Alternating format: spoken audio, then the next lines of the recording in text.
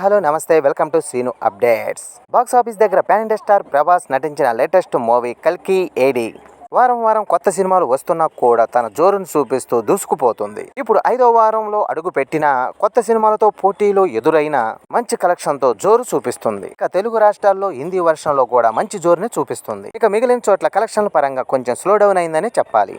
Overall గా ఈ cinema 30వ రోజు పోటీ ఉన్నా కూడా మంచి కలెక్షన్ సాధించిందని చెప్పాలి. 30వ రోజు తెలుగు రాష్ట్రాల్లో 33 లక్షల దాకా షేర్ అయితే సొంతం చేసుకుంది. ఇక టోటల్ వరల్డ్ వైడ్ గా ఈ సినిమా 1.10 కోట్ల దాకా షేర్ ని, అలాగే 2.30 కోట్ల దాకా గ్రాస్ ని అందుకుంది. టోటల్ వరల్డ్ వైడ్ గా ఏరియా వారీగా 30 రోజుల్లో సాధించిన కలెక్షన్ ఒకసారి గమనిస్తే నైజాంలో 90.86 కోట్ల దాకా షేర్ ని, ఉత్తరాంధ్రలో 21.17 కోట్ల దాకా, ఇక సీడెడ్ లో 21.18 కోట్ల దాకా షేర్ ని అందుకుంది. ఇక వెస్ట్ లో 12.27 కోట్ల దాకా షేర్ ని, వెస్ట్ లో 9.26 కోట్లు, గుంటూరులో 11.03 కోట్ల దాకా షేర్ ని, కృష్ణాలో 11.08 కోట్ల దాకా షేర్ ని, ఇక నెల్లూరులో 6.02 కోట్ల దాకా షేర్ ని అయితే అందుకుంది.